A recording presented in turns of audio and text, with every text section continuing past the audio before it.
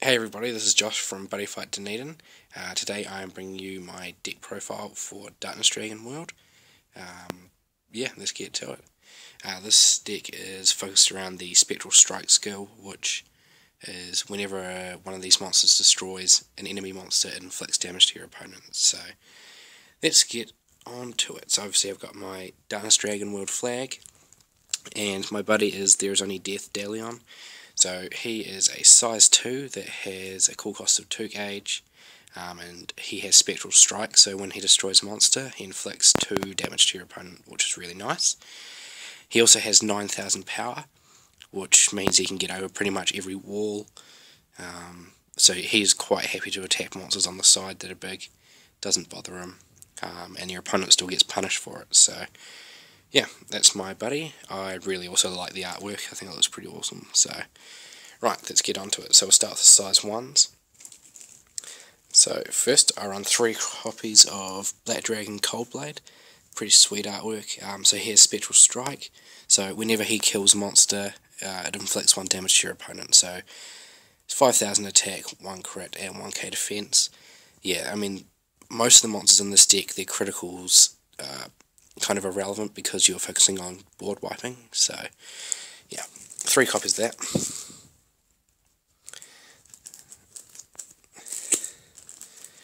Then I run 4 copies of Black Dragon Deathgrasher. So he does the exact same thing as the previous monster. His stats are just slightly altered, so he's got 4k attack and 2k defense instead of the other way around, and he inflicts 1 damage when he destroys a monster. So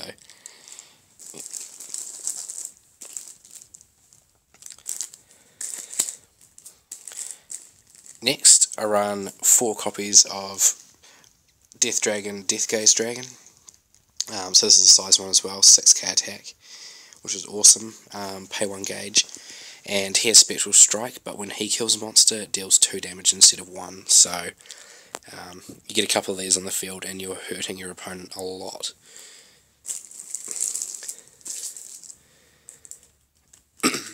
Lastly, for the size 1s, I run 2 copies of Black Dragon Dianthropes, or however you pronounce it.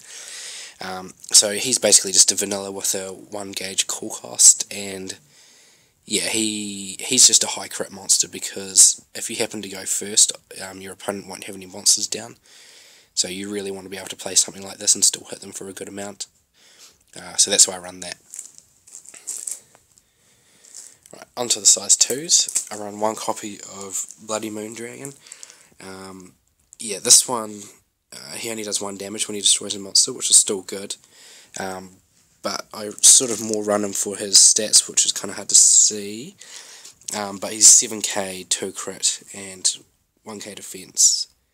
So yeah, he's quite good because he can still at least do 2 damage to your opponent directly if they don't have any monsters down. I run 3 copies of the promo Black Dragon El Huracan. So when he does Spectral Strike, he does 2 damage to your opponent, which is awesome. And he has absolutely no cost, which makes him even better, and 6k attack. So for the most part, you pretty much ignore the defense values for all of these cards, because it's not what they're trying to do. So yeah, 3 copies of that. Hopefully, if you're making this deck, that you can get yourself some copies of those. They are promos, but the promos aren't quite as hard to get hold of in this game as they are with things like Vanguard. And then I run 4 copies of the Buddy, obviously. That's a pretty standard idea. Yeah, he's awesome. So he just does basically the same as the last monster, he's just a lot stronger and does 2 damage. So yeah, really good. Finally, last size 2s, Black Dragon Dividers. So yeah, basically what he does is he's just a vanilla, but he has 3 crit, which is important. He's another one of the cards that if you happen to be going first, you'd want to play because your opponent won't have any monsters on the field. So yeah, he's good for just pushing for game, or if they have no monsters, or just putting pressure on. Yeah, you gotta give yourself a few options just in case. Right, onto spells. 2 copies of Black Revenger. So this card is, you can only play it when you're at 5 or less life. You pay 1 gauge and you can call 2 monsters, choose 2 monsters from your drop zone, a size 1 and a size 2, and put them in your hands. So late game, that can be absolutely devastating for your opponent. It just lets you set up basically your perfect combo, which would be your Buddy and Deathgaze Dragon. Yeah, it's really good if you manage to use it. Yeah, it's very good. Any card that does that is going to be really good. Next, I run 2 copies of Sudden Death. This card is kind of a placeholder at the moment until the sneak peek. Yeah, it's just a pay 1 gauge counter and it destroys a size 1 or less, which isn't bad, but it would be, there is a card that does the exact same thing except it destroys size 2 or less and it's the same cost, so yeah, I'd definitely run that one over this one, just, why wouldn't you? So hopefully I'll pick up a couple of copies of that during the sneak peek. And next I run 2 copies of Abyss Symphony, so this is just a straight up hand plusser. So you pay 1 gauge when you're at 6 life or less, and you draw 2 cards. So this is always really good, because I mean 6 life isn't hard to get to. Things like 5 and stuff can be a bit dangerous because a lot of worlds can push you to death from around there, but yeah, 6 life, good.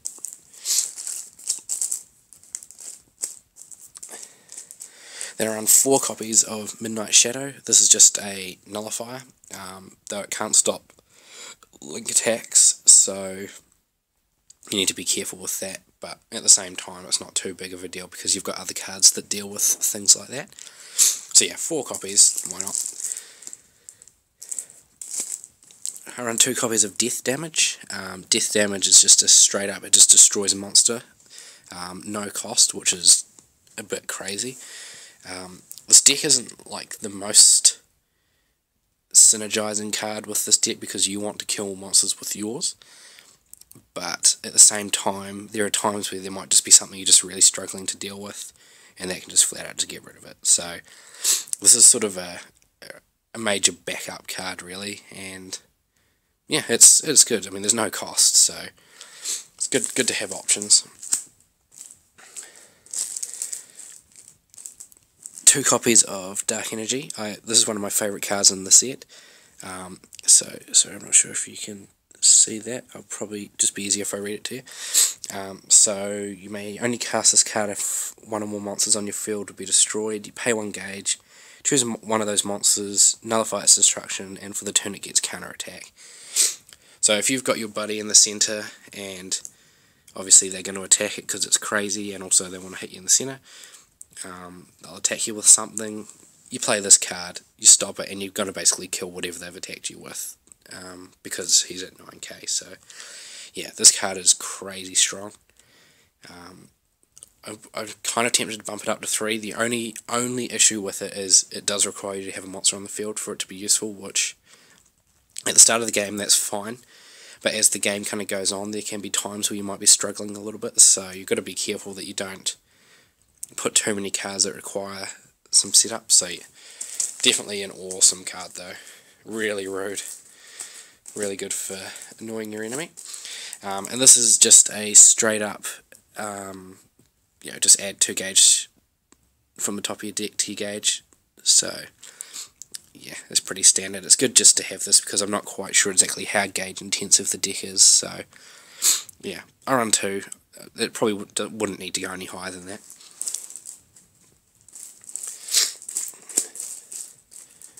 Then I run 2 copies of Death Shield. So this one is, you can only play this card when you are attacked, so they have to be attacking you directly. You pay 1 gauge and you nullify the attack and destroy a size 1 or less monster that attacked you, so it's kind of gives you counter attack almost. Yeah, it's pretty good, though it can only kill size 1 or less, which isn't a bad thing, but it doesn't really work against decks with big monsters, so when you can still nullify the attack, you just don't get the full effect. So yeah, 2's fine for that. Then I run 2 copies of Guillotine Cutter. This is an item destroy. Whenever you take, you can only cast it when you've taken damage. and you pay 1 gauge and destroy an item. So you don't actually have to be hit with that item before you can destroy it, just when you take damage. So if they don't attack you with the item first, yeah, you can quite often snipe it before they can actually get to use it, which is really good. And for 1 gauge, that's really, really, really good.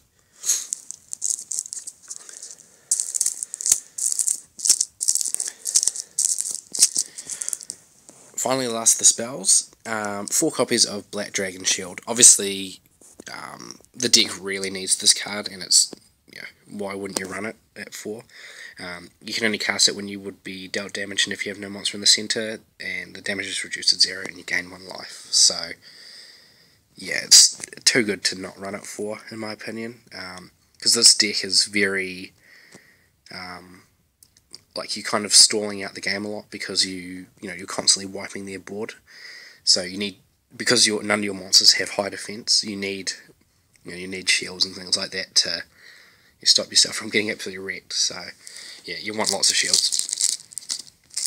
Finally, around 2 of the impacts.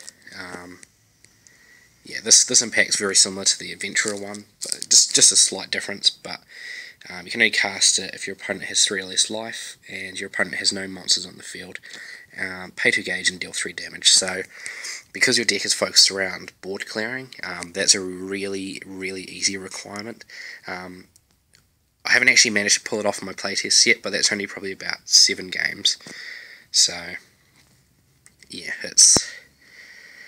it will definitely happen. It's good to have options like this, and if you can kind of feel like it's not going to happen, you can just quite happily gauge it. It's not a big deal. So yeah, that's the deck. Hopefully you guys enjoyed that. If you did enjoy it, just let me know down below. If you have any suggestions or cards you think I've missed that should definitely be added, let me know. Obviously I haven't added in a bunch of the really, really expensive cards because I don't think they're worth the price. But if I pull them during the weekend, then I'll definitely add them. But yeah, so obviously I'm missing some of the more expensive cards, but I don't think they're essential parts of the deck to justify the price. So yeah, not worried about those. So yeah, if you guys enjoyed this and want to see more, make sure to like the video and subscribe. We'll have lots more deck profiles coming your way, and hopefully we'll get some game videos up as well. Alright, thank you guys. See you later.